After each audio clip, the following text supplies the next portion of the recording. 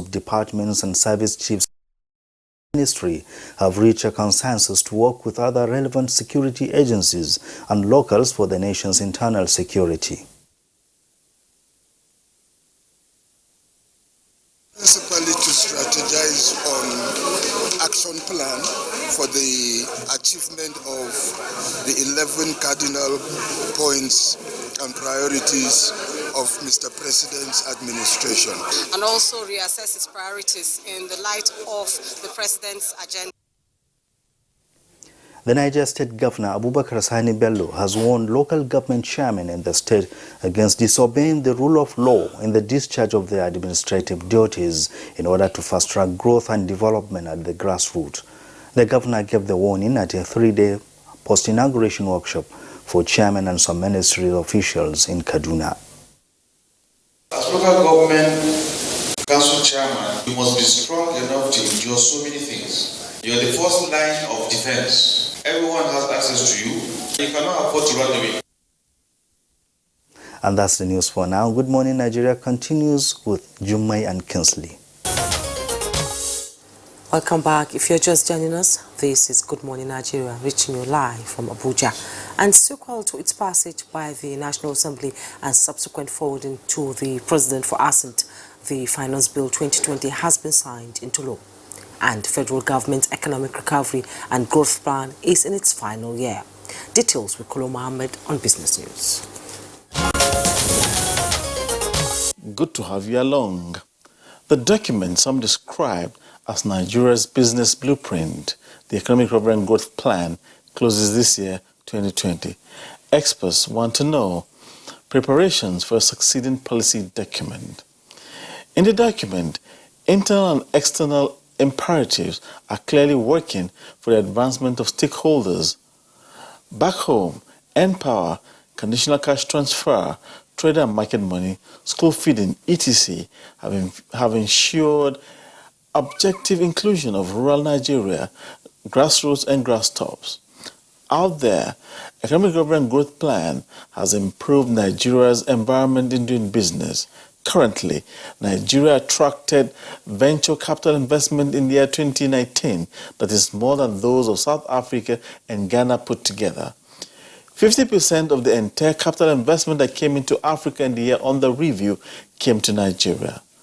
The Economic Recovery and Growth Plan seems to have a formidable business aspect ratio that contracts or relaxes depending on the dynamics in the field. Take, for instance, when the federal government partially closed land borders, foreign rice vanished and some expected scarcity.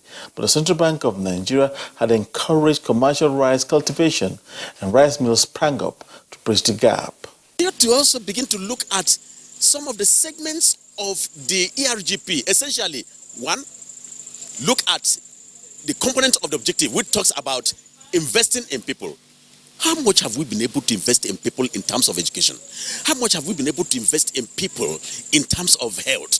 What have we been able to do in terms of sports, in terms of youth development? What have we been able to invest in people, to what extent, in terms of social investment? The Anchor Borrowers Program, stability in the foreign exchange market, regular intervention in the stock market are some of the rafts upon which Nigeria's economy is stepping out of the world towards stability, growth, advancement, sustainability, and strength. President Muhammadu Buhari has signed the 2020 Finance Bill into law. This is sequel to its passage by the National Assembly and subsequent forwarding by the legislature to the President for assent. And finally, the stock market opened the week positively. Let's now let you see where activities on the first day of trading this week placed market indices.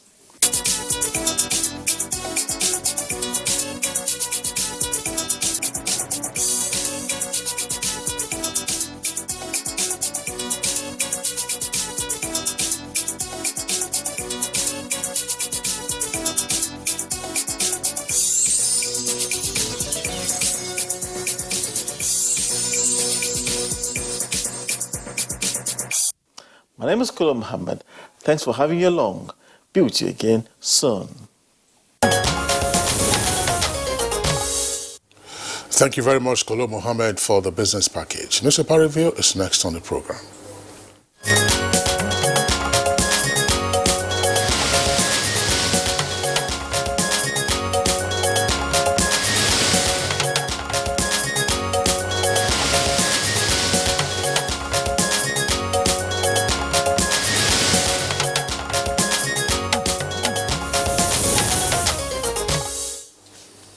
And our newspaper reviewer, Baya Tiobe, is in the studio. Welcome back. Thank you, Juma. Good morning. Good morning, Kinsley. Good morning, Nigeria. All right, Baya, good to see you. Thank you. Let's take a look at the leadership newspaper, which is our first. Leadership, immediately below the nameplate, experts canvass early implementation of 2020 budget. Court to hear Mena's bill application today. That's on page 37 in greater detail. This story says more funds for federal government and states as 7.5% VAT takes effect. More funds for federal government, states as 7.5% VAT takes effect. President Muhammadu Buhari signs finance bill into law. MAN, that's Manufacturers Association of Nigeria, Lagos Chamber of Commerce and Industry, and others, Lord President. More intelligence needed to unmask sponsors of insurgency. That's according to former military president Ibrahim Babangida, and says regional security outfits not viable. Fear grips governors as Supreme Court delivers judgment today. That's page 4. Kogi governor sets up committee on minimum wage. And ECOWAS court delivers 48 judgments in 2019, highest in 19 years. Queen Elizabeth supports Harry and Meghan's transition plan. Army inaugurates 206 flats for officers in Kaduna. Yes, and from the Daily Sun newspaper, just beside the masthead, Boko Haram attack renders 2,728 IDPs homeless in Borno. You find the details of that in page 4 and 5 of the Daily Sun newspaper. Minor can't meet bail conditions. That's coming from the council to Minor. And the bold headlines there: Supreme Court increases Ganduje Tambuwal's anxiety with riders, puts off ruling on Sokoto, Bauchi, Benue, Adamawa, Imo, Kano, Plateau gubernatorial elections. Autumn Lalong Fintri Muhammad now to know fate today. You find details of that on page 6. 50 years after Civil War, Shoinka Akintoye Utomi Anya Umahi insist on restructuring, with riders say we have not learned lessons from war. Fear of domination responsible for it. That's coming from the former head of state, Yakubu Gawa. And the picture story there, you see the special guest of honor, Professor Adebanji Akintoye, keynote speaker, Professor Pat Utomi, chairman of the occasion, Professor Anya O Anya, guest speaker, Professor Wale Shoinka, and the royal father of the day, Eze Chukwuemeka Eri, at the Never Again Conscience Conference. Theme: Nigeria Civil War 50 years after, organized by Nzoko Muna Ndibo in Lagos yesterday. Dangote confirms Arsenal Football Club takeover in 2021. You find details of that on page 45. Buhari signs finance bill into law with rider, Labour, LCCI flay move. You find details of that on page 2. At the bottom plate of the Daily Sun newspaper, church accountant jailed 18 years for embezzling tithes and offerings. You find that on page 4. Bio? Well, let's start with what happened at the Supreme Court yesterday. The court was set to hear the appeals relating to the governorship election for 7 governors yesterday. However, Daily Trust reports that events that influenced the postponement of the hearing till today were 2. First, there was congestion in the court. Therefore, supporters of governors with pending appeals had thronged the court as early as 6 a.m. And therefore, the Chief Justice of Nigeria, leading 6 other justices, complained about rowdy hall in the court. And the Director of Litigation, Ibrahim Gold, had to ask persons with no serious business at the court to please leave. So he specifically explained that lead counsels and 4 others should be in the hall for each of the parties. And if you are not appearing as a lawyer for any of the parties, either as an appellant or respondent, please leave. That was the first interruption. However, later on, the Chief Justice announced that the court could not sit because one of the 7 justices has taken ill, and therefore the case is to be heard today. And the case that was being heard was the case of Kano State, where Abba Kabiru Yusuf of the PDP is challenging the election of Governor Abdullahi Ganduje. Others are listed is that of Sokoto, where Ahmed Aliyu of the APC is challenging the election of Aminu Waziri Tambuwal, while in Imo State, the APC, Hope Uzodinma, Action Alliance Uche Nwosu, and Abgas Ifeanyi Ararume are all challenging the election of Emeka Ihedioha. There are other 4 governors too whose cases are also lined up for the appeal. Former president, military president, General Ibrahim Babangida, retired, has said that my generation will always insist that this country should remain one. He was speaking in an interview reminiscent over the 50 years since the end of the Civil War. He said, "We fought for it. We know the consequences of the war and the pains people went through." He says that strong leadership will be needed to strengthen the unity and the requirements of bonding all of us together. He also used the occasion to speak about the insurgency in Nigeria.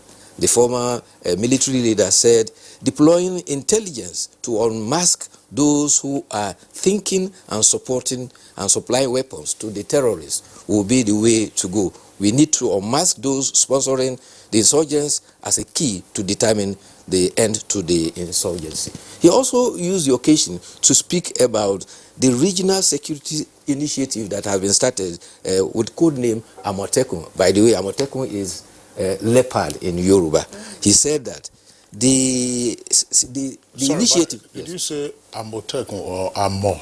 Amotekun. Yeah, well, yes. The inflection it depends upon which side of the Yoruba land. Some will say Amatekun, some will say Amotekun. But it's referring to the same thing. I goofed yesterday. So I called it Amo. Yeah? I goofed yesterday. I called it Amotekun instead of Amo. Amotekun. Ekun is lion, right? No, Ekun is tiger. It's lion. Tiger. What is lion? lion? Is it just escaped me now. It will come. Okay, Vaya. Yeah, please continue. Yes. So he says that state government who are struggling with paying of minimum wage are now trying to set up a security setup. How will they provide for the welfare and the weapons of this outfit? And so he is advising that there is need, therefore, for them to look various security outfits in the country and assign responsibility to them. He warned that the military is being overstretched. Okay, all right, Bayo.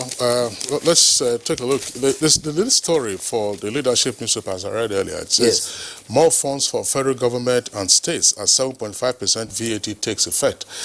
In reality, the federal government's share of VAT receipts is only 15%, 1.5. Yes, you are correct. The 60% is going to states. And therefore, this is an error that states that are struggling to pay salaries, and many of them say they can't afford to pay minimum wage, now stand at a good opportunity to have more resources to meet the development needs of the state. The initiative came with the finance bill, which the president assented to, and it had some critical objectives, that of promoting fiscal equity, that is initiating regressive tax regime. It was also for reformers of domestic tax laws to align with best practices in the world. And one of the other initiatives was introducing tax incentives for investment in infrastructure as part of the capital market. It is also to support micro, small, and medium scale. So the initiative is well intended, and we hope that it will work out. Already, Nigerians are crying that if you are increasing VAT from 5% to 7.5%, it means they have to pay more. But it depends. It is not for everything that you pay value-added tax. There are limited items, especially essential commodities, are excluded from it. And so the intention is not to overburden the ordinary Nigerians. Yes, I was in the bank yesterday and somebody was going to pay in like 850,000, and I think he was charged 3,000 for the transfer, and he wasn't happy. kept calling the man, I can't send you that money because the 3,000, they said, don't leave it until tomorrow, just send half. So that he doesn't need to pay that 3,000 naira. Was that a cash transaction? No, well, that relates to the CBN, actually. Yes, that kicked in last year. What I'm trying to say is that all these things we pay comes back to us. The VAT comes back to us for development and everything. So, but the problem is educating the people on how this money will be used. That is why most Nigerians, I think, are complaining because they don't even know how the VAT will return to them as individuals.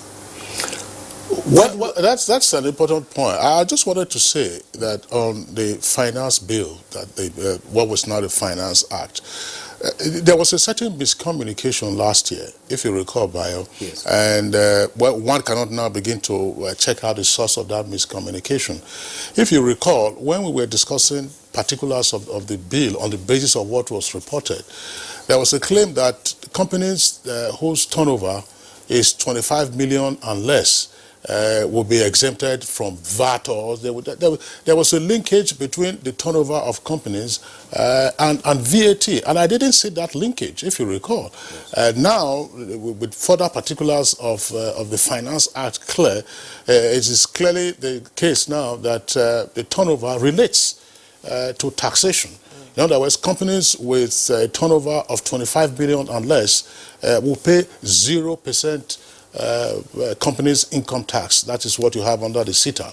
And of course, the threshold is not more than 30% for companies whose turnover is 100 million naira and above. Yes, so it was relating to company income tax, not value-added tax. Yes. Okay, Bayo, you have another story before I take the editorial, which is from Daily Trust. Yes. Anambra State Command of the Federal Road Safety Commission has raised alarm that 20,621 people were arrested for seat belt offenses. So we need to be very careful about driving without seat belts. In fact, in some state capitals in this country, you go there, seat belt is not observed. At all. And while in some state capitals, it is observed. It's strange that sometimes they even drive past federal road safety officials without putting on their seatbelt, because in those state capitals, it is not recognized. Or when they see them, when they approach them, they start, while they are driving, they start trying to, to put it in and... The other human interest story. To say, Bayo, if you recall, and I think the Corps Marshal, Boboye, is very proud of this, or should I say was very proud of this. At the time the compulsory use of seatbelt kicked in, wherever you went in this country, you found compliance. I think it started on the 1st of January of a particular year. This was some years ago. And wherever you went past, whether in trucks or otherwise, you saw drivers and passengers on the front seat using their seatbelt. So what has happened? In Abuja, you find people, and I would say, I'm not being sexist, ladies without seat belts. Some of them, they say they don't want their dresses to be squeezed. Others will say they are wearing very starched clothes. For men, they say they don't want you to be squeezed. If you don't want your dress to be squeezed, then don't be at the wheels. Really, the idea of seat belt is for the safety of the man behind the wheel. That's right. In case of eventuality, the safe belt, or woman, all right. The seat belt is one of the measures that can save you from hitting your head against the screen or any other thing. Yeah. So I'm sorry. This morning you raised the issue. You find some drivers, again, I don't want to say women, but I see them mostly as women, with babies or toddlers on the front seat. Yes. And they have no seat belt. And you're just wondering precisely what is. In any case, a toddler is not supposed to be on the front seat. Yes, by highway rules, a child, an underage child is not supposed to be on the front seat. Even not on the front seat. Even while at the back seat, they supposed to be restrained. They usually stand. Yes. And I have cause to bring down my glass and tell them, please, can you tell your child to sit down? That's a dangerous position if anything happens. Yeah. And the seat belt actually saved me some months back when I had an accident, and I still have the scars, but I would have flown through the window. I once saw a man driving, and his crying baby, he had to carry him and put him on his lap, and was still driving. Can you imagine that? And the law enforcement officers would not act. That's the challenge. Yes. Well, there's this human interest story. Intelligence officers of the Nigerian Civil Defense Corps discovered a baby boy that was delivered at Lokogoma and dumped in the sack. eventually they were able to trace the mother, and the mother has expressed regret that the supposed father of the baby from Enugu, the lady is from Benue, the man is from Enugu, has run away, and he didn't know how he will take care of herself and the baby. But she has shown contrition and says that the baby has been taken to the national hospital, and that if government provides her a job, she promised to look after the baby and turn a good leaf. All right, Bayo, the editorial is from Daily Trust newspaper, and it's at page 12. Diaspora remittances, catalyst for development. Now, the editorial starts off by quoting the chairman and chief executive officer of the Nigerian Diaspora Commission, Mrs. Abike Dabiri Erewa, who announced that Nigerians living abroad remitted $25.1 billion into the country in 2018, and that there were still some areas that had not been captured, which indicates that the actual value of remittance is much higher. Now, the editorial continues and says that although the remittances were far more than the sum total of all foreign aid and represented a higher single percentage of the country's GDP, the federal government must fully monitor the remittances to ensure that they are not only reported effectively by the CBN, but that also they don't disappear in the accounting system of banks in which such funds do appear in terms of records of foreign exchange inflow that could be sourced officially by genuine businessmen and women. Yes, indeed, Kingsley. The editorial is saying that in an era of scarce revenue, remittances from the diaspora is something that Nigeria can rely upon. And they support that statistically by saying that as far back as 2016, as much as $19.7 billion were remitted.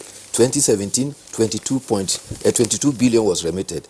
And in the subsequent year, 2018, as much as $25.1 billion were remitted, and this stood as 84% of the 29.9 budget of the nation's budget. And therefore, it's saying that diaspora remittance is a catalyst. A catalyst is something that causes change without itself changing. And therefore, if remittances from diaspora is going to continually come without changing, then it is a source that government must diligently monitor, because it's a source to enhance our revenue and reduce our deficit, and also stop us from seeking loans to fund developmental projects. Okay, Bayo, would like to thank you, but still on the diaspora remittances. Yes. For several weeks, late last year, there was an article that circulated on the social media, and indeed it was also published in some newspapers. The article was written by Chief Anthony Ane, who was Minister of Finance. Yes. And he raised very pertinent questions about the proper, or if you like, improper accounting for diaspora remittances. They say, okay, we're having $25.1 billion remitted in 2018. Where did that money go? If we have $25 billion pumped into this economy, then how come we are still having a lot of pressure on our foreign reserves? How come we are still having issues of foreign exchange scarcity? How come the rate of the naira is the way it is? Are the banks, or is the banking system properly accounting for these monies actually coming into Nigeria, or the monies are said to have been remitted, but in actual fact remain with the correspondent banks abroad?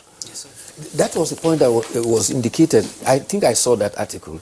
And another thing that was revealed in that article is the trick of exchange rate that is used for the monies that are remitted to the country. Yes. It showed that Nigeria is seriously shortchanged in the exchange rate. And so it needs to be looked into. Okay, thank you so much, Bayo, for your contribution. It's been a pleasure, as always, having you. Well, we'll take a break right now. When we return, Good Morning Nigeria continues. All right, welcome back, and it's still Good Morning Nigeria, reaching you live on the network service of the Nigerian Television Authority. Now, we're beginning with the second topic in our conversation today, and after this, of course, we'll get on with the transportation outlook for year 2020. Against the background of outbreak of diseases and the risk health care workers are exposed to in the course of attending to patients, instances abound where health care workers have lost their lives. And that has not only created fear, but also sometimes loss of confidence among the healthcare workers. The latest yellow fever outbreak in Abuja State is a reference point. As such, efforts have been made and are still being made to get antimicrobial materials for protection protection of healthcare workers. This has led to the manufacture of what is called vests. And joining us to discuss the safety of health workers is Dr. Nandul Durfa, consultant surgeon and former MD, University of Abuja Teaching Hospital, Kogolada, and a fellow of Royal College of Surgeons, Edinburgh. Thanks for joining us. Pleasure to have you join us.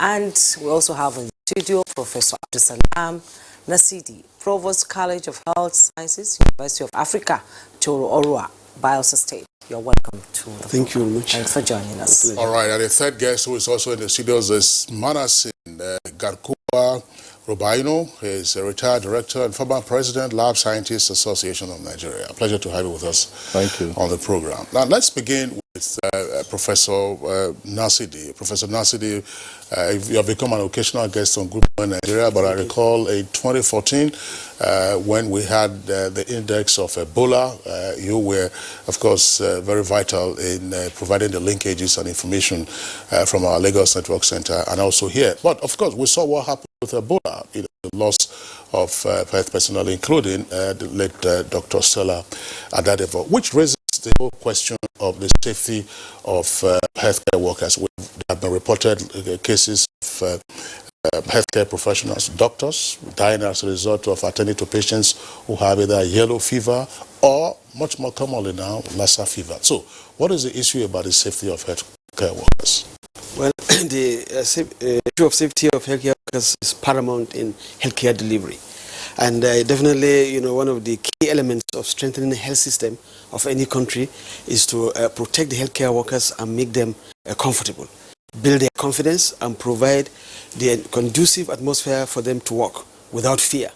But unfortunately, our country is prone to so many infectious diseases like yellow fever, you mentioned, Lassa fever, now Ebola came in and others. So what is key is, how do you build the confidence of the healthcare workers to treat such patients with highly pathogenic elements, viruses or bacteria? If you don't, provide them with the protective facilities that they will need to build, to protect themselves, and also, improve the standard of service, etc., improve even the condition of the hospitals. So, unfortunately, most of our hospitals' environment are not as good as we would like it. A lot of them are so dirty and so on and so forth. So the chances of transmitting these infections from patient to the healthcare workers is very high. Okay. Oh, all right, don't you want to go? Okay. Now coming to Dr. Nandul Durfa, as a surgeon, you are at risk of so many things, and being in the theater all the time puts you at risk. But as a surgeon, you just have to do it because it's your job to take care of people. So the government is now looking at the health sector, looking at how to protect you, because if you are protected, we are protected. With the introduction of the Vestex, attire, or what you use in the surgery room. So what is it all about? How can you rebuild the confidence of our health workers when they use this? The Vestex wear is it gives a safe function. It's a normal dress, normal apparel, but it repels water. Any fluid that touches it, it runs down like mercury. And at the same time, it has antimicrobial. It kills germs. The one that touches it and doesn't fall with the water or fluid, it kills germs. And unlike in some big leather, you cannot breathe.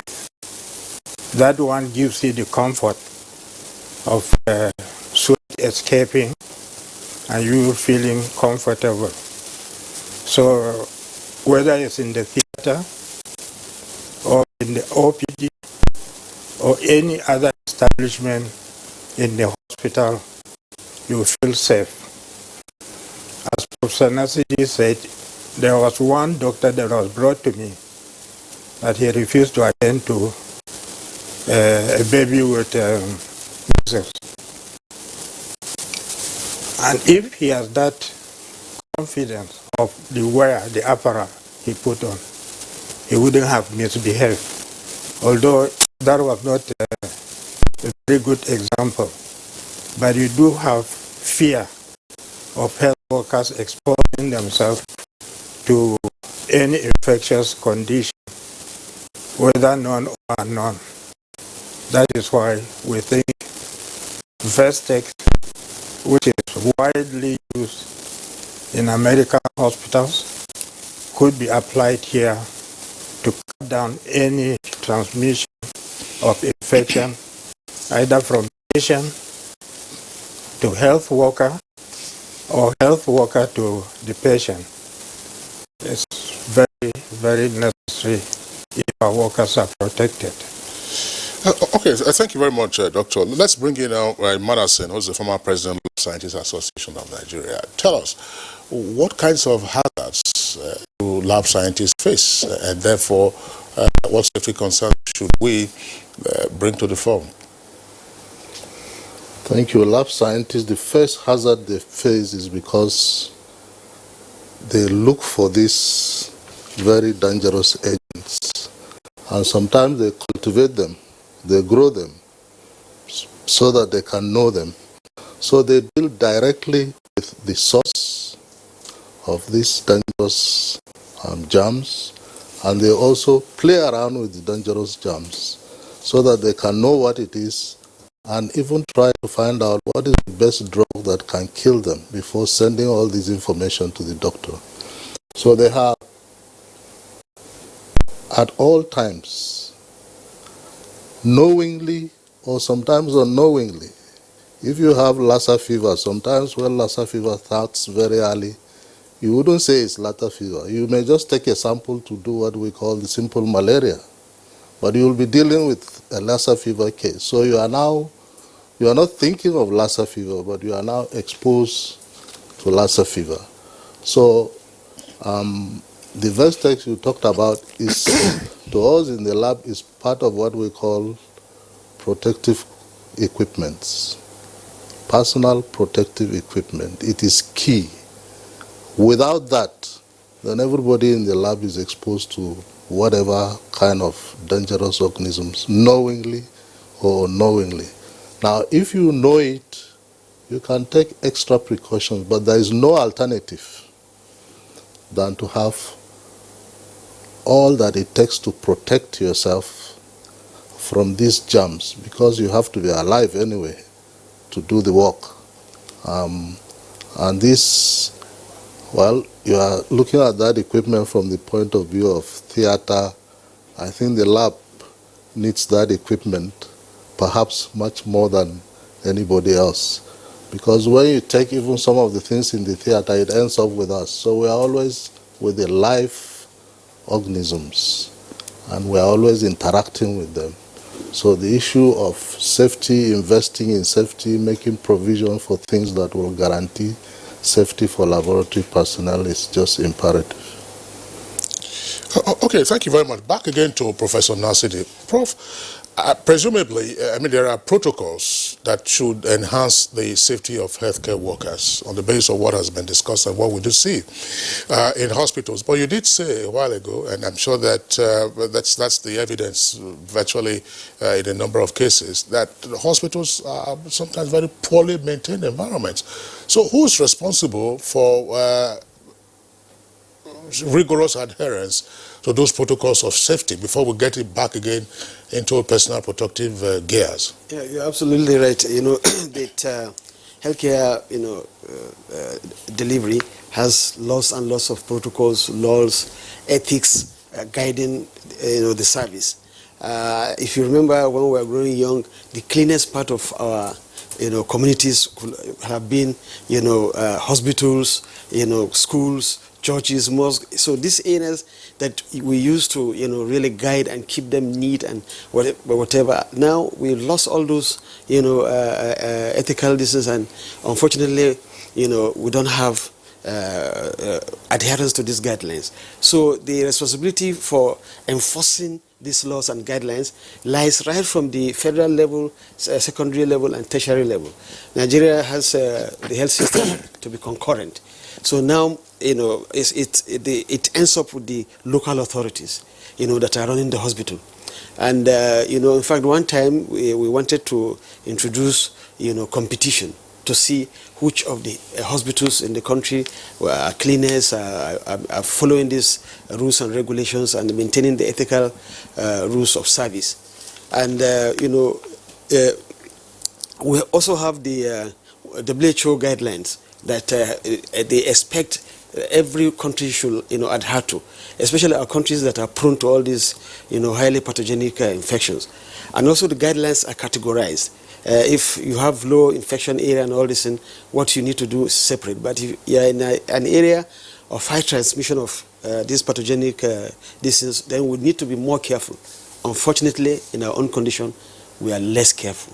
And this is what is, leading to the increase in this nosocomial transmission, which means transmission within hospital areas, within medical service. Former CMD, what's happening? Why are we not adhering to these protocols for the safety of the healthcare workers? The cleaning of the hospital depends on, it used to be under the CMD, but has been monetized, and even then the monetized pattern, I can say they are doing very well. It really depends on the individual hospital and health establishment, whether they are functioning or not functioning. Because where I left in my hospital and Manasa Hospital, I think there's a lot of improvement on the general cleanliness of the hospital. But that would not prevent us from the normal health education of washing your hands if you attend to any patient, or putting other protective gears, which are not very, putting other protective gear like putting the vestige, but the cleanliness depends on individual and many other establishments. Okay, thank you so much, Mr. Manason.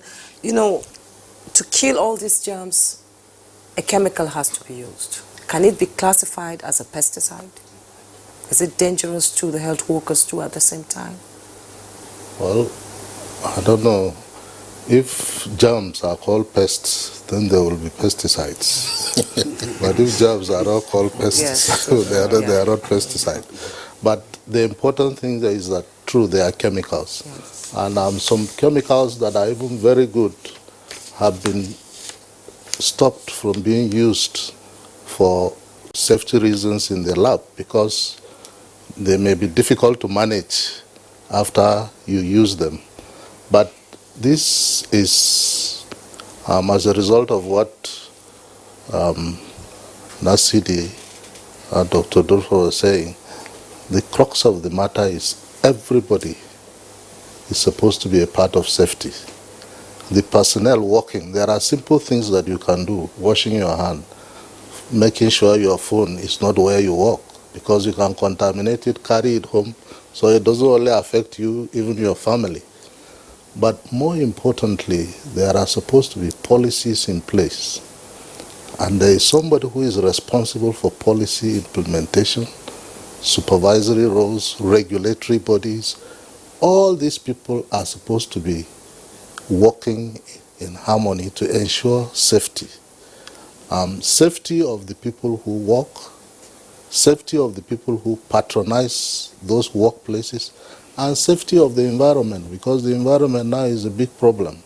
So it is a big problem, and a lot of investment needs to be done. So government budgeting, private budgeting, anybody who owns a hospital or a facility is not only government. But my experience is that private people tend to be more obedient to some of these rules and regulations than government. We pray that government should now invest more and be more serious. Let's leave all this like a daisical attitude Is it a problem of government? I mean, we've raised this issue now, Professor Nasir, just before you come in. We've raised this issue of the protocols that healthcare workers themselves are supposed to observe against the background of Vestex. Now, you've described Vestex almost as if it's like Teflon. It's coated with Teflon. Nothing sticks to it. But so, assuming a pathogen falls on the Vestex, it rolls on the floor. It rolls. If that floor is not properly maintained, what happens? What hazards, do healthcare workers themselves face? And Manasi, you said now, look, if a healthcare worker is careless enough to have his personal items, including a telephone, in and around such an environment, you take it to him and then you begin to extend the range of potential infection. So it's a very crucial point that these protocols have to be observed. You have another point, Professor Nasir. Yeah, I just wanted to add a little bit more to what Dr. Manasseh said about, the chemicals. Virtually, most of these chemicals, all of them are hazardous. So all that is important is at which dose or at which concentration are you using them. Take for instance the Ebola virus. As deadly as that virus is, ordinary bleach, hypochlorite kills it. And that's why, remember, you wash your hand, all this and so on and so forth. If you actually have 0.01 of hypochlorite in the water, as deadly as that virus is, as soon as it comes into contact with the virus, it uncoats it. It breaks its coat. And if it doesn't have that coat, it can't infect anymore. The same thing with HIV/AIDS. If I tell you that, ordinary soap, using soap and all this, in most cases, can inactivate or delay the transmissibility of, HIV virus, you'll be shocked. These are deadly viruses, but these chemicals that under normal circumstances, if you use them at higher concentration, they can harm human. Hypochlorite at 0.1% can not harm anybody. But these deadly bacteria, it can devastate them. So it depends on which, what do they call it? So this is why you talked about, if take for instance a blood contaminated with any of the viruses or the bacteria, touches the apparel that is having this antibacterial effect, property, and falls on the floor. So all hospital floors are supposed to be cleaned using these chemicals. That's right. So if these chemicals, if the floor is well kept, you can be sure that the chance of transmitting is very high. And immediately after the operations or service delivery, the floors, every distance must be clean. All the equipment must be decontaminated. Okay, thank you so much, Professor Abdul Salam Nasidi, Provost College of Health Sciences, University of Africa, Toro, Orwa, Bayelsa State. Thank you very much. Thank you so much for your input. Mr. Manasseh Ngarukwa Rubenu, retired director and former president, Lab Scientists Association of Nigeria. It's been a pleasure having you on the program. And Dr. Nandul Durfa, consultant surgeon and former CMD, University of Abuja Teaching Hospital, Gogalada, and a fellow of Royal College of Surgeons, Edinburgh. It's been a pleasure having you. Thank you. We'll take a break right now. When we return, we'll be discussing the transport sector in 2020. Don't go away. Modern transport, which includes rail, aviation, shipping, and road systems all over the world, adopt reliable, timely, and cost-effective best practices, and from all indications, Nigeria isn't left out. For many years, the country's transportation industry was in a state of neglect, decay, and abandonment. However, recent efforts by government to revamp the industry is yielding positive results. Many experts maintain that the rail sector has witnessed the most transformation, particularly in the area of rehabilitation across the country and linking states by rail. We are so happy now. We appreciate this government because since we were born, we have not seen life like this. This is part of the next level agenda of His Excellency President Muhammadu Buhari to address the huge deficit of infrastructure we have. The erstwhile abandoned Itakpe-Warri-Ajaokuta rail project is currently being worked on, and last year, the track laying for the 320 kilometers rail line was completed. Determined to link city centers with vibrant rail system, the federal government signed an agreement with a Chinese construction company to extend the Itakpe-Warri-Ajaokuta rail line to Abuja and Warri ports. The maritime sector has also witnessed key transformation. The Barrow River port, which had been neglected for years, has been revived and transformed into a modern port. In October last year, The federal government also gave approval to the Cross River State government for the construction of the Bakassi Deep Sea Port. The port, experts say, will reduce congestion faced in Lagos Port and the Onne West African Container Terminal in Rivers State. It will also aid in the transportation of farm produce from the north to other parts of the country. Now, bearing in mind the lack of maintenance culture across the country, how can these achievements be sustained? What other measures can be adopted to enable the transportation industry meet internationally accepted standards? Guests on Good Morning Nigeria will be providing answers to these and more shortly. Thank you very much, Abdul Salam Jibril, for that background. With us here in the studios, I would like to welcome the Honorable Minister of Transportation, Rotimi Amechi. Honorable Minister, pleasure to have you on Good Morning Nigeria. My pleasure. Good morning. Also here with us is Engineer Fidel Ohiria. He's Managing Director, Nigerian Railway Corporation. Engineer Ohiria, pleasure to have you with us. Also joining us in the studio is Engineer Kashim Ali, former President Koren. It's a pleasure to have you join us. Thank you very much. Okay, gentlemen, once again, it's our delight to have you. The MD Railways is here. The Honorable Minister of Transport is also here. We will not begin with railways. We'll begin with the maritime sector. We'll begin with the maritime sectors. Tell us something. What's happening in the maritime sector? I mean, the commodest picture that people have, be of congestion in Lagos. What is happening to the maritime sector? It will lead you back to railways. The reason why it will lead you back to railways is that no matter how much we do about the road connecting to the seaport, if we don't tackle the railway, then we will still have the same problem we're having about congestion. Yeah, what the quantity of goods that we import in a year that we should have congestion at the seaport? Basically, there are issues of governance. Essentially, there is an issue of having 24-hour clearance this in place, which we're yet to have. There is also the issue of even when your goods are cleared, you're not able to move them out of the seaport because of transport infrastructure. To solve that problem, when we took over power from the last government, the president awarded the contract from Abuja Meta to the seaport. Once that this thing is completed, it will be very easy to move those goods. The only problem that will happen is that those goods may be found at Ibadan, except we rehabilitate the narrow gauge. But basically, again, the contract for the construction of the railway from Ibadan to Kano has been awarded. May start before April or May. It actually may start before April. Now, even when it starts, you still have another 3-4 years to complete it. So you will still have that congestion up to Ibadan for those going to Kano. The statistics we got when we did our study initially was that you have a total of about 30 million tons of cargo between Lagos and Kano. And currently, only about 200,000 of those cargoes move on the track, on the railway.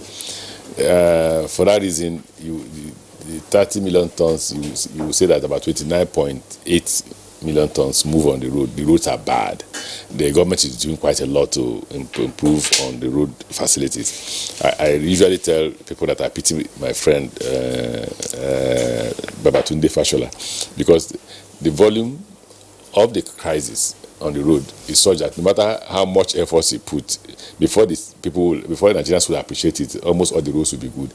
Because if he fixes Lagos to Ibadan, the man going from Ibadan to Abuja will say, the road is so bad. If you say, but what about Lagos to Ibadan that you drove through? You say, how many kilometers? Less than 100 kilometers. That would be the argument. But with the railways, once we fix it from Ibadan to Kano, then you'll be able to move those. You may not be able to move the entire 30 million tons of cargo, but if you take 50 to 60% of those goods, then the roads can survive. So when you talk about congestion in the maritime, it's essentially transportation, and we're working hard at that. We've put the president on notice that we'll be willing to commission Lagos to Ibadan by April. Probably because we have Democracy Day in May, he may wish to also commission it in May. If you're talking about the advancement or progress in the maritime, even you can concede that it is not as bad as it used to be in the past. We've looked at security because the Americans insisted that we will board your ship midstream if you continue to have the kind of activities we have. The problem we have generally is about governance. So what Hadiza and her team, the Dakuku and his team, and Shippers Council, that's Hassan Bello and his team, have brought into the system is first to impose orderliness. If you want to govern Nigeria, the first thing you do is to impose orderliness. You must provide law and order. That they have successfully done in the maritime sector. The next thing is infrastructure, which they're a bit slow. Why are they a bit slow? We don't have all the funds. We need to fix the Port Harcourt seaport. We need to fix Honest seaport. We need to fix even. Lagos, Apapa is not as threatened as what do you call this seaport? The one at Tinkan. Tinkan is more threatened than Apapa. What's the solution? The solution is that we don't have a seaport in Nigeria. What we have is a river port. We have river ports. The Apapa seaport, as you call it seaport, the Apapa river port tees off the ocean. The Port Harcourt river port tees off the ocean. In fact, it's worse than Onne. Onne is closer to the ocean than the Port Harcourt river port. This, I don't know whether Warri is even worse, because Warri sees regularly. And having that conversation with the president, he has approved that we construct 2 new seaports. One in Warri, deep into the ocean. One in Bonny, in River State, deep into the ocean. That's facing the ocean directly. You're not going to go into any village. Then also, the president in cabinet have also approved the construction of Lekki deep seaport, which will be the first. No matter how much effort we put in Bonny or put in the one in Akwa Ibom, or the one in Cross River, the first river seaport in Nigeria will be the Lekki deep seaport, because they've commenced construction, and it's a PPP arrangement for, I don't know how many years now, about 30 or 30 something years, to a Chinese firm, CHEC, Czech. There are others who have also requested to do a PPP arrangement. There's one in Lagos, I'm trying to remember this, not Ikorodu, Badagry seaport. There are the people who are putting this forward. Then the one of Bonny, some Chinese companies have showed interest to construct. The only reason why they've not commenced construction is because we are tying it to the rail from Bonny to Maiduguri. And the one in Warri has been approved, awarded to CRCCI. They are looking for funds to commence construction of rail from Abuja to Itabe. Itabe down, we'll pass through Baro, where you have another river port. Then from Itabe, they will go at Alaja and tee off to where they will construct the seaport. So that's what's happening at the seaport. What most people don't know is that we provide just services at the seaports. Okay. We build infrastructures and provide services. The main people who manage movement of goods are the customs. Okay, Honorable Minister, you've been talking about projecting into 2020. Let's retrace our steps back a little. If you are to assess yourself, how did you fare in 2019? There's a saying in my village that a dancer can never see his back. The spectators will continue to either clap or boo at you if you're not doing well. If you say what did we do in 2019, I can say what we did. I don't know if it meets the expectations of Nigerians. Is it in maritime or is it in railways? In all the sectors. Okay, let's start with one that is a talk of the Nigerian society. Railways. I'll be with all sense of modesty say we've done well in the area of railways. I also say we've done well in the area of maritime. But let's start with railways. What have we done in railways? I repeat this every day. There's almost like the jingle bell, and we met the Abuja Kaduna Rail.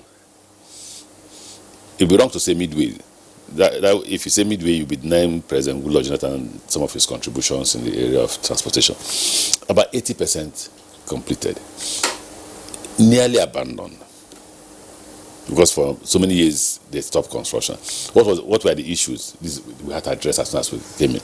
The issues were that they could not confront Daughters of Charity, whose hospital was on the right of way because of trust. They promised they will pay the compensation and relocate them, and the Daughters of Charity didn't trust them enough. When we took over, I'm a Catholic, so I went to them. At least you can trust me because I'm a Catholic. And they said yes. So we evacuate you, construct our track, and we'll relocate you and pay your compensation. That's what we did. In less than 1 year, we had commenced activities on that track. It's actually July 2016 or so, about that. Then we commenced construction of Lagos Ibadan, and at the same time commenced construction of Itabewari. So when my brothers and sisters from South say, "Oh, what have you done for us?" Simple answer: Warri is not in the southeast or the northwest.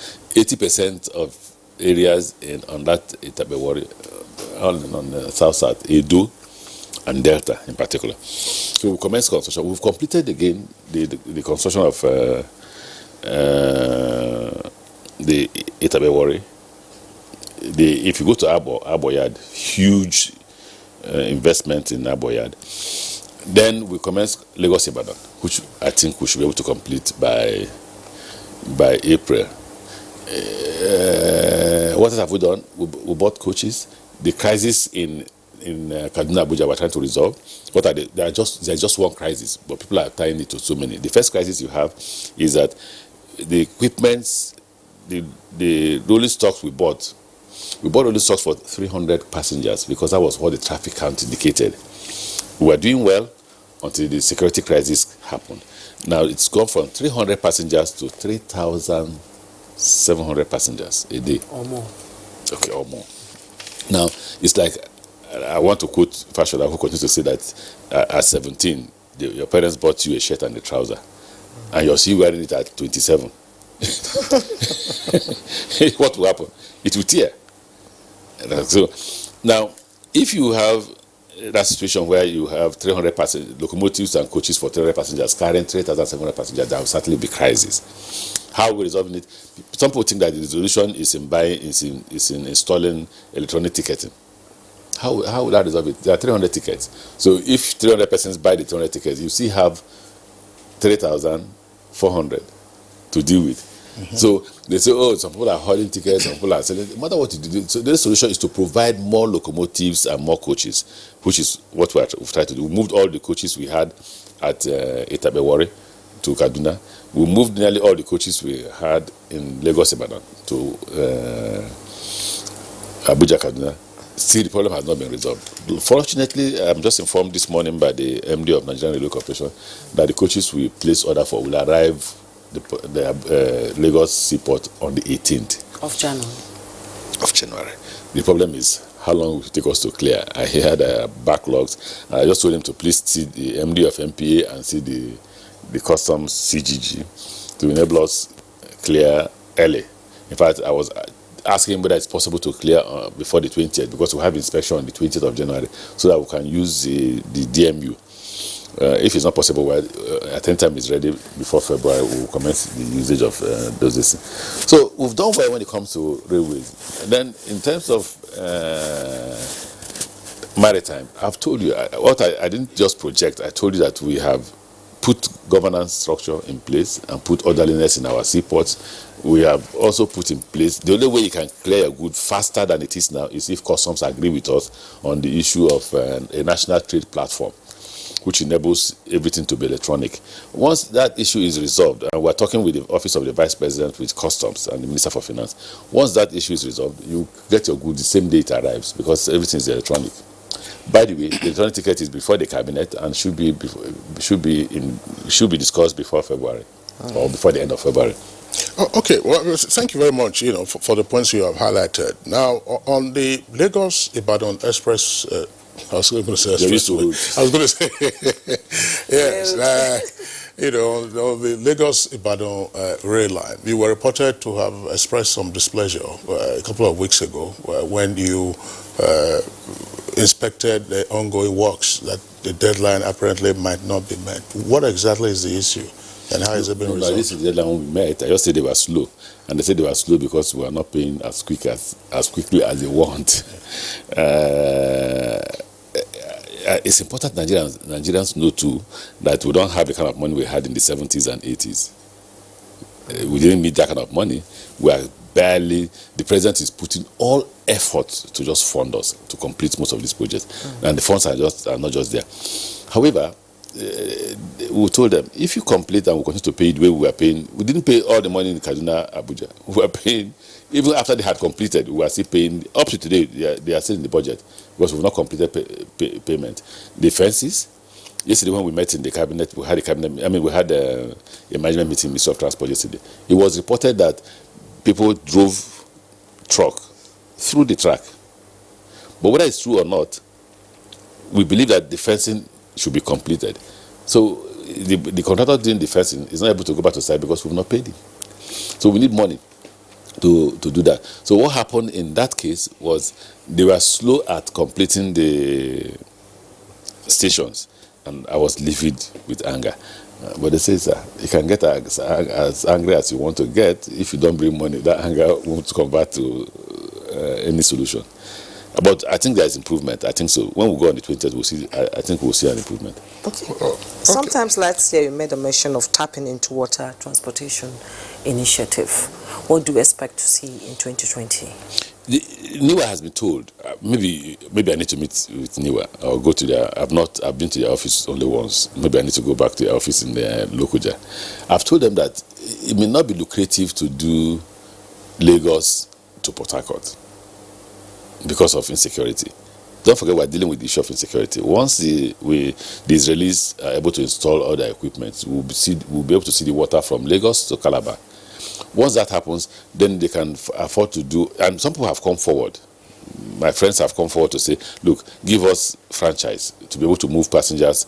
There are two ladies, Margaret Orakusi and the other chief, there's a female chief from Lagos, I've forgotten her name, she's quite popular.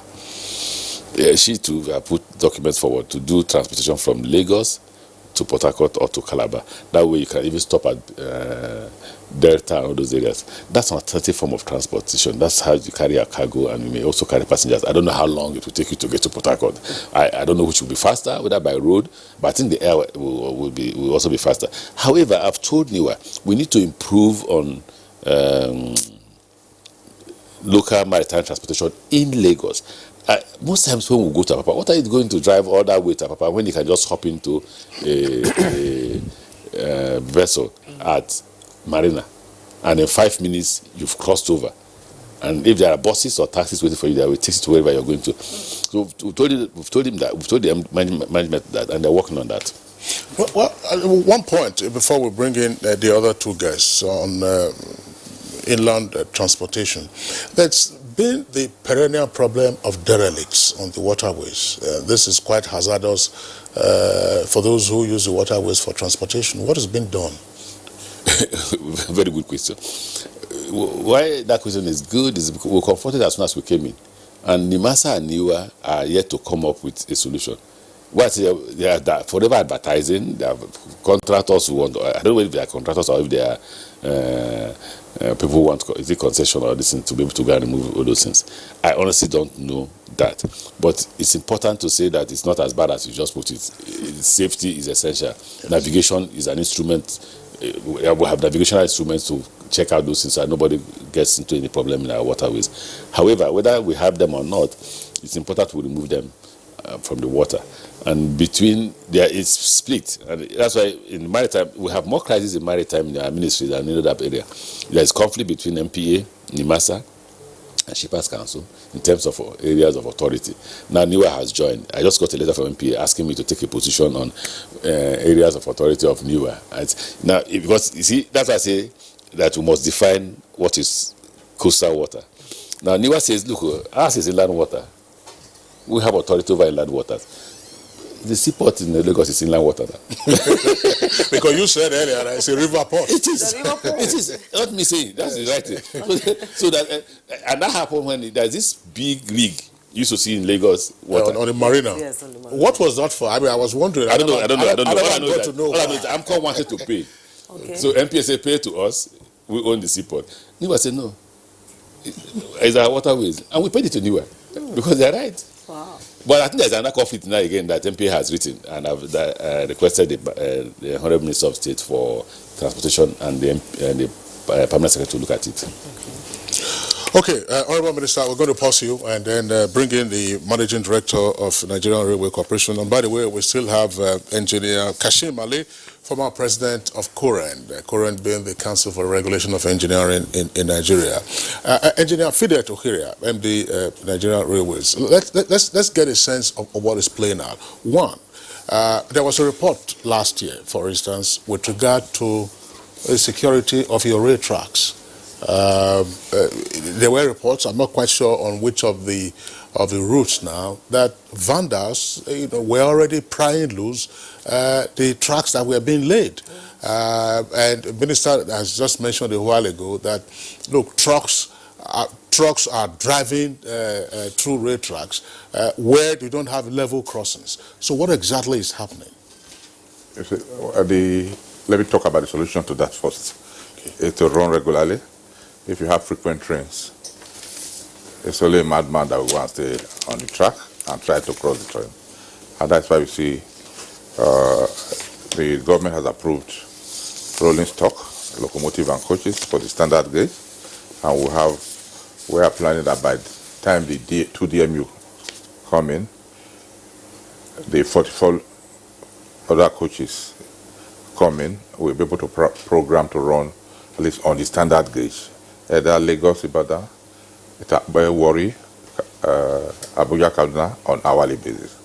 So with that, if any place left idle, it's left to, even in your house, if you leave it for some time, some people will come in and buckle it. So we have this van that's coming up, especially on the eastern axis, where operation has been very slow. But now that we are running twice daily, Port Harcourt, Aba, they are still yet to get it right, because they still try during the Christmas. They removed some clips, but thank God that the staff on duty were able to detect that. And it took us about 4 days to fix the track back. We started Enugu to Ovim, and the same thing happened. And our plan is to link Enugu to Port Harcourt. But we have some washout sites which we hope to do within the next 2 months, so that we can the train can start operating from Port Harcourt to Enugu, where we work on the bridge at Eleme. Okay, talking about the vandalization of some of these things on the railroads, on the rail tracks, what measures are being put in place to ensure the safety of?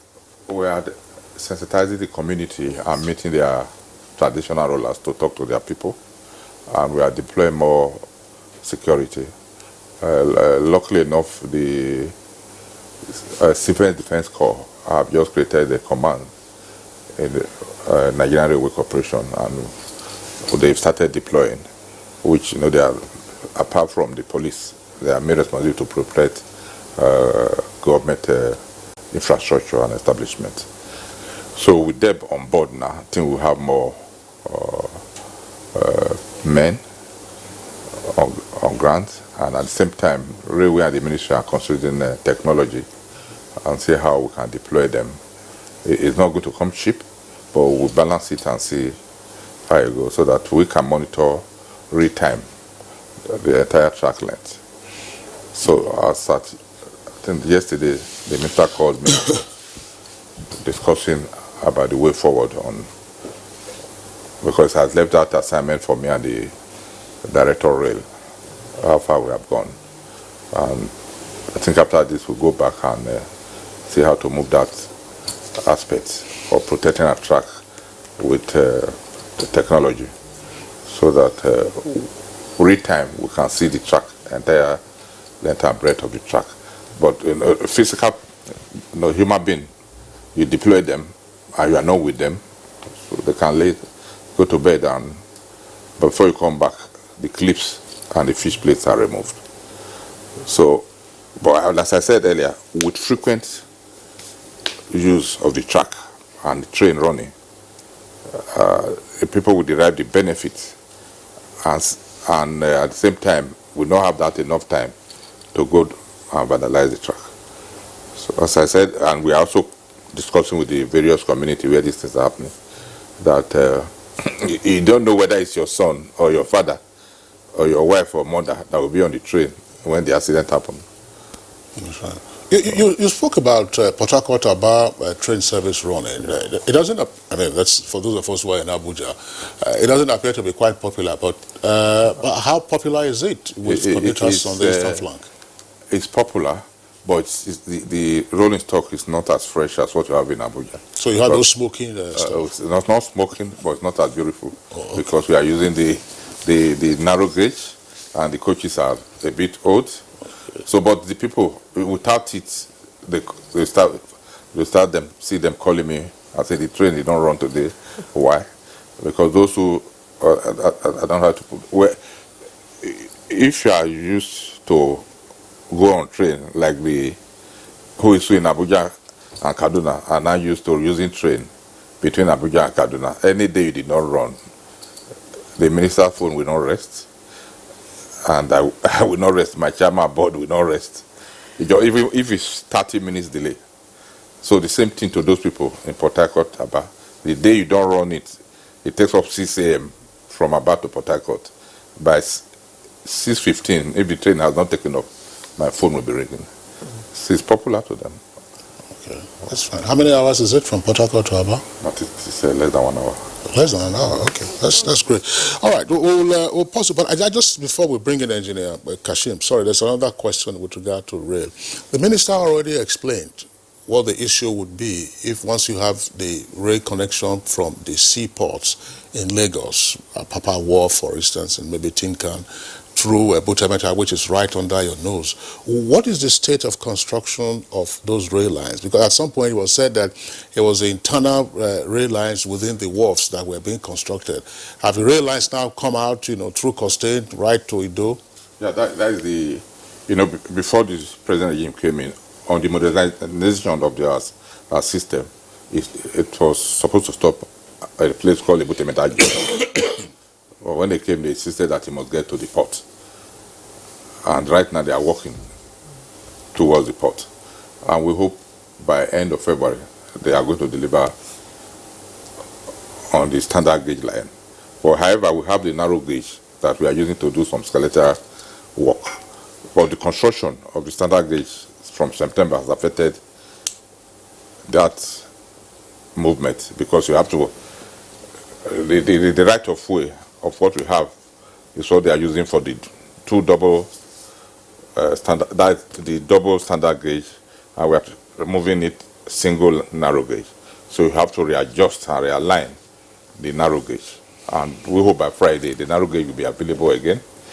And we are hoping that on the 20th, when the ministerial inspection takes place, we are going to use the train, the narrow gauge, from Butameta Junction to Apapa and back to Agege, where we join the standard gauge.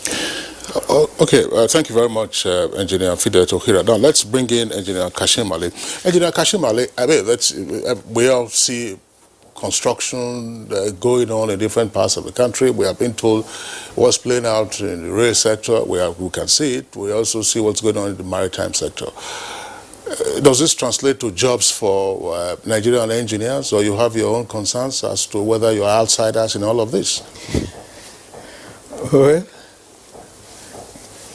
Well, anytime there's an infrastructure project, it's a case of whether you like it or not, it translates to some jobs for engineers and engineering personnel.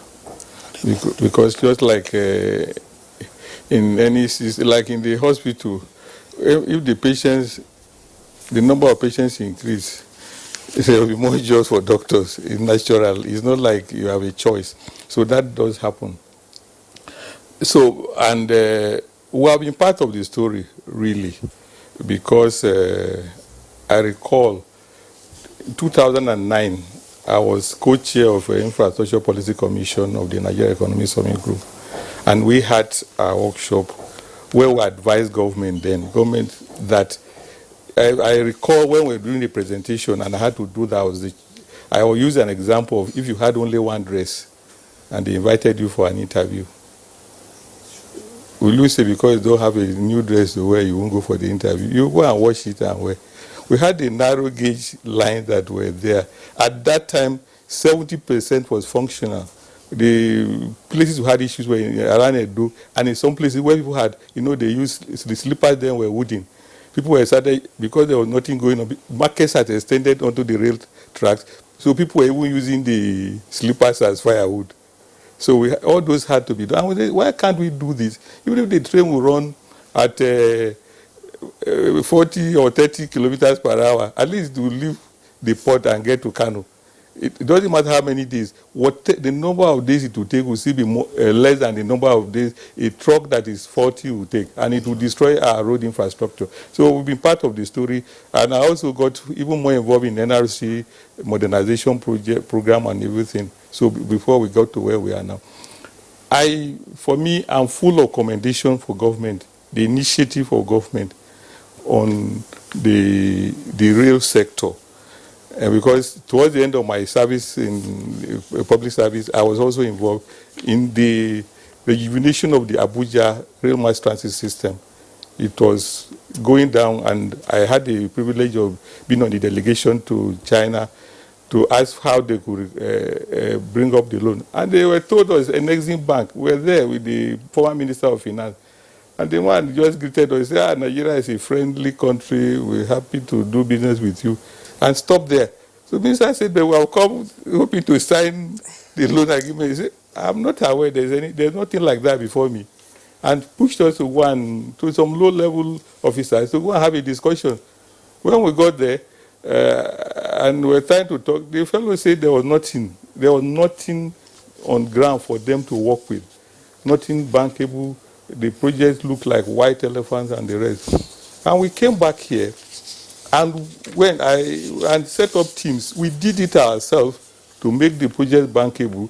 To the BPP, went to Federal Executive Council, got approval, and they didn't comment. And a lot of innovation came in. Those ones I've discussed. Ohiria knows a lot about those things. We brought those on board. So there's a lot of work that's been done, of course. But the problem is the governance. There has to be sustainable governance.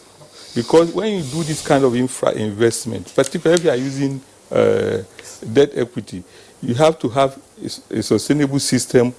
For everybody who is involved, there has to be sufficient memory, historical memory of the project, so that when people are talking, you're able to give background information. The minister came in now, his own passion drove him. I see him quite often and he's always talking on the site.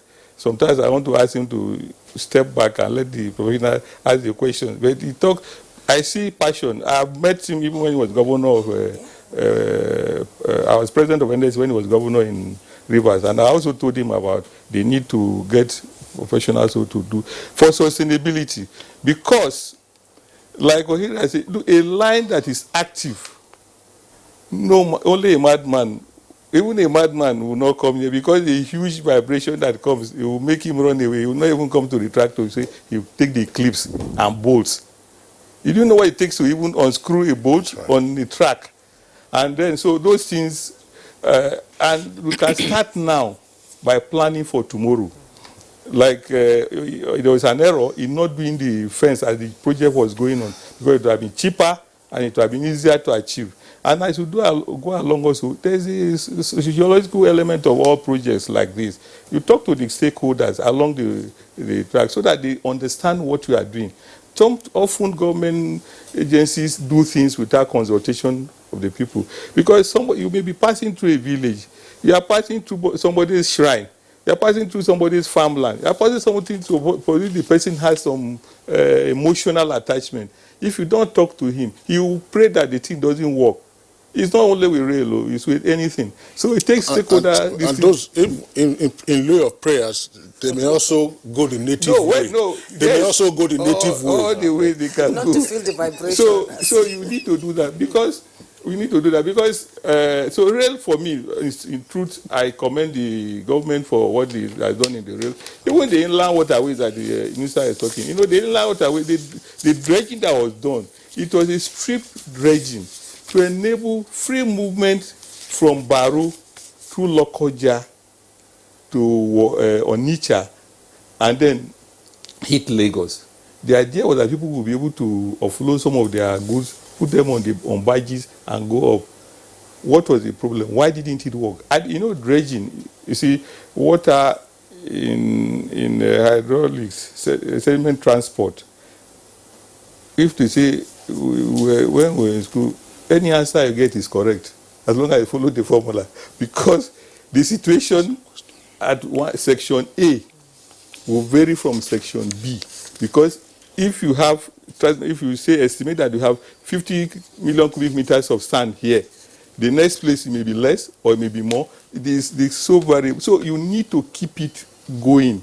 And then you monitor it and do maintenance dredging.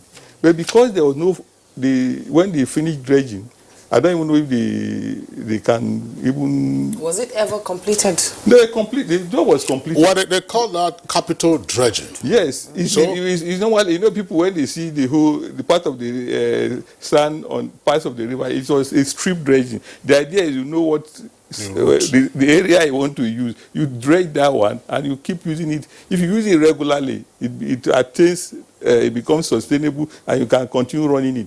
But there was a problem. If you go to Onitsha port, Onitsha has a modern port, the customs post, everything is there. But the traders in Onitsha said they cannot risk putting their goods on the water from Lagos to Onitsha. Security concerns? Security concern. Anyone else say, okay, let Navy come. They say they don't even trust the Navy. The Navy can do it for them. That these boys will sink their goods. So they will not. So they have not used. So the investment in that sector has not worked. And what is the reason? Because there was no sufficient stakeholder engagement. Because if there had been an engagement with those people and they developed a protocol for sailing, that will not happen. So the same thing with the investment area. We must be careful also to take that along.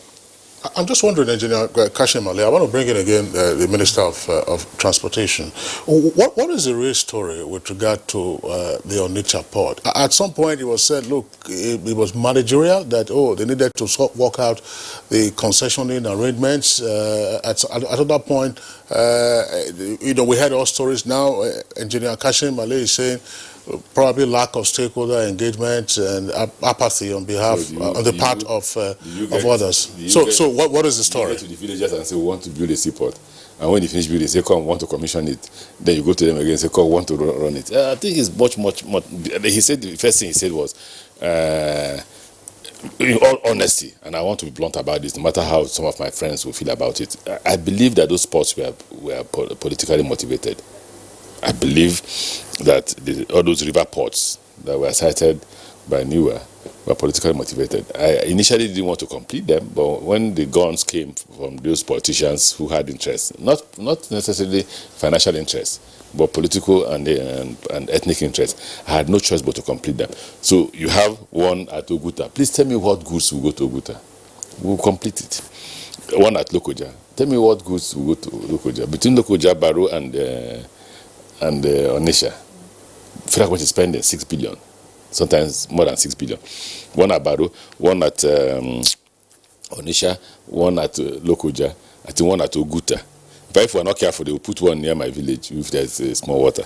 But however they've constructed them, the best we can do is to put them to use. But who will use them is the question. This is one side that some people in government don't want to hear. So the question is who will use them. We've completed Baro, we've commissioned Baro, we're waiting for people to use them. So now, hold on. The reason why people are not using them is that the easiest and best means of transportation of those cargoes or goods from Lagos to hinterland, to Kano, to Sokoto, will be by rail. So the money may be small, but if you put them together, you can advance that rail from Kano up to Sokoto. If you get to Sokoto, the man who picks his goods from Lagos seaport will arrive Sokoto before the man who is going by the river port. So that's the first thing to consider. You picked up the issue of insecurity, and that was the photographs I was showing you. One of the persons listening to this sent me photographs of the equipment that have arrived already. So we'll put them on the track. On the water, very soon. We expect that before June, the equipment will be in the water. Training of personnel have commenced a long time, so the people are ready to deploy. It's just that all the equipment have not arrived. And there was heavy politicization of that contract, because there are a lot of Nigerians who are benefiting from the insecurity in the water. So they go to MPA or they go to the NPC and get contracts for surveillance, for security in the water. Meanwhile, this security has continued. At the point now, we are number one in the world in terms of maritime insecurity. So why the Onitsha seaport may not work is that if you construct the rail from Lagos to Onitsha, which is part of the coastal rail, the man who imports from Lagos will put his goods on the track, and it will arrive in hours, not in days. In 6 hours, he's in Onitsha. Imagine putting that same good on the vessel, and how long it will take. So you have that challenge. You have this security as a challenge. Maybe the last one you spoke about engaging the stakeholders could be another, but that would be the last, and that will be dependent on what the stakeholder wants to do. That's the challenge you have with those river ports that you have cited around. So thank you so much, Honorable Minister. I'll be coming to Kashim Ali now. As an engineer, you were part in Abuja of the initial initiative of the rail tracks in Abuja. And so where across the maritime sector, the railway and the transportation on the water, what areas do you think should be prioritized? Briefly, we are running out of time now. Yes. Well, I prefer rail. Priority should be on the rail. But but let me even respond briefly to what you want to say. Look, even this maritime, where the inland waterways program didn't start today. It started in fact, the real conceptualization was in the 90s. It's the PTF that even started, and they picked it up. It has been there, so they picked it up, developed it, and started the consultancy work started during the PTF. It was not completed, and the Ministry of Transport took it and completed. The problem is not with the ports. The ports have, and at that time, Barrow, for instance, Barrow was for Abuja. It's a port for Abuja. And the idea was that a lot of equipment were coming from Lagos into Abuja. So if they were put on the barges, they could come to Barrow and you bring them by road to Abuja. That was the concept. Let me ask you a question. Yes. Don't go too far. You're a contractor in Abuja. You're building one heavy place for a conference center, for instance. And you have the Lagos-Kano rail that will arrive Abuja in 8 hours. In 8 hours. Yes. And you can put your cargo on that track at subsidized rate, vis-a-vis putting it on a barge, or even if let's assume they don't have the draft, by the way. The draft is 3 meter draft maximum, 2.5 3 meter draft. So as soon as you get off this auction, you put it on a barge. That barge will take you to Barrow. Then you lift it onto the road, which we are yet to construct. Between that and using the Lagos to Abuja rail, which one would you choose? No, you see, you are looking at it from the perspective of the politician. No, I'm looking at it as a businessman. No, not as a planner. You see, it's only unfortunate that over the year we have tried to do everything in a rush. For instance, when you go to the site, the reason you go to the site is because you are apprehensive. You want to achieve this within your time. But if it is something well planned out, some of projects can be planned. Something you are going to even do in 10 years' time. Completed the two. You start You have completed Barrow. Barrow is completed. No, I know. It's not the port. The port is not the problem. Port is not the problem. The problem is the port is there. People have to get to Onitsha to go to Lokoja before Barrow. People are not even coming to Onitsha. So I'm telling you why they are not coming. I'm asking you. No, I know. Incidentally, I was on the NIWA board many years ago. I had a stakeholder meeting with traders in Onitsha. And this is what they said. The deputy governor then came to join us. They said they will not take that risk. It's cheaper. You see, you have alternatives in life. Even where in the modern, which is cheaper? In the modern society, it's not even about, you see, cheapness is relative. Even in the modern world, where you go, the train system, you have the fast train, you have the normal train. You have to make a choice. It depends on your budget or what you want to achieve on that trip. If I just want to go on a leisure trip, Why go and spend sitting on a fast train? I'll go on a normal train and have my phone. So people make choices. Sometimes people want to be on the water. They feel more comfortable on the water, and they just want to see the water. So either way, you make a choice. But what the government was to do is to do multimodal transportation system. Engineer. People make their choices. Engineer, Nigeria is not that rich. There's one arrogance that pervades the country. Because we have oil, Nigerians assume that we're very rich. It was one stupid thing that affected me as a governor of Rivers State. I thought that we were rich in Rivers State, so we couldn't borrow money. Why should we borrow money? When we could have actually borrowed money to do all the rail lines around Port Harcourt, we could have borrowed money to do... That time. But the Rivers man felt we were very, very rich. We could have borrowed money to build houses. How many, what Chinese told me, how many are you? I said 1.5 million people in Port Harcourt. So I could house all of you. All it would have taken was go to World Bank, borrow the money, or to Chinese borrow money, and build all those houses and people moving, and then you can demolish the rest part. But because we have this belief that we are rich, we want to do not the seaports. We have Port Harcourt Seaport, we have Warri, we have Lagos. Then you see a problem first. It's 3 meter draft. It is not 6, so no ship will come. It is not 10, it is 3. Sometimes 2.5. Sometimes goes below when the water has almost dried up. Now you say build a river port in those areas. So when vessels come, when goods come, you say what is draft now? They say it's 2.5. I say wait until it gets to 3. You're waiting. Meanwhile, the man who has train loads it on the train, takes off immediately. In 8 hours, he's in Abuja. In maybe 10, 12 hours, he's in Kano. I said, I'm not talking as a politician, I'm talking as a businessman. Those his goods are immediately loaded to his warehouse. He goes home to sleep. You're still waiting at Onisha or Baro or Lokoja for the ones that is coming from Lagos. By that, your leisure badge. Because they don't need my product. We are not in a hurry. Like now, if I have to supply something to Abuja, and I have a whole month. Which is cheaper? Okay, which is cheaper? And I have a whole month to do it. And I know by ship, my badge will take off from Lagos and get here in 29 days. I would rather take it and save money as a contractor.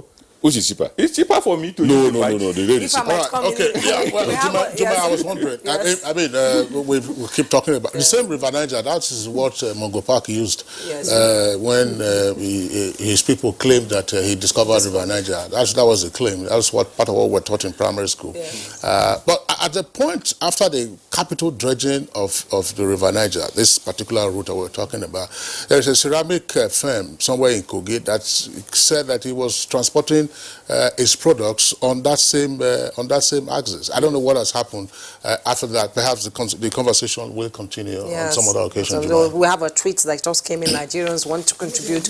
Yes, Nigerians want to contribute to the conversation.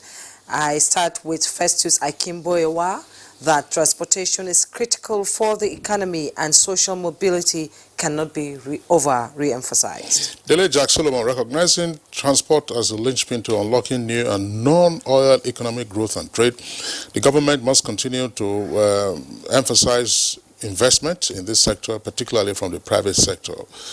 This it must do in 2020. Don't Jessit Williams is just tweeting that Nigeria's transport sector has its own low points. It can still succeed through better strategy, restructuring, hiring the services of experienced technocrats with background in transportation to manage the sector effectively. Domestic transportation is a key driver for economic growth. Amabola Babs, there's no doubt that the federal government has done fairly well on this issue of rail sector.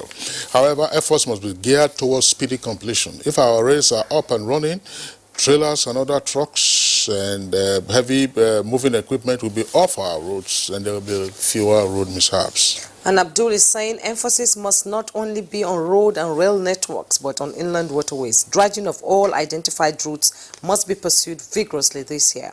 If all the sources of transportation are functional, the rate of damages encountered will be minimized. Akedru Olagbaju, kudos to the current minister to see that the rail component is beginning to work. And Comrade Alajin Gala tweets, transportation is one of the basic amenities. What is wrong with Maiduguri rail line? Okay. Yes, Honorable Minister. No. Yes, coming from the axis. Coming from the axis, yes. At the time we were rehabilitating, and the insecurity was so tense that the contractor lost some staff. And I think even right now, they are still wondering whether it's safe enough. Okay. If it's Sambisa, you think about is rail line to Maduguri. That is the heart of where our track Yes. goes through. All right. On that note, we'd like to thank our three guests who have been with us in this segment of the conversation. First, appreciation to Engineer Fide Tohiri, Managing Director of Nigerian Railway Corporation. Thanks a lot for being around. Okay. And we also would like to appreciate Engineer Kashim Ali, former President of Koren. Engineer Kashim Ali, thanks a lot for being here. Mm-hmm. And last but not the least, we'd like to appreciate the Honorable Minister of Transport, that's Right Honorable Rotimi Amechi. It made a very interesting point a while ago that people think that when you have oil, you have money instead of borrowing. So when did you realize that the money wasn't there? I had left River State. I was now a federal minister. That's why I realized that Nigeria, just check it. Our budget this year is $30 billion. That's what Nigeria doesn't think. So when you hear 10 trillion naira, it's so big. It's $30 billion. Check how many countries can. All right, so food for thought.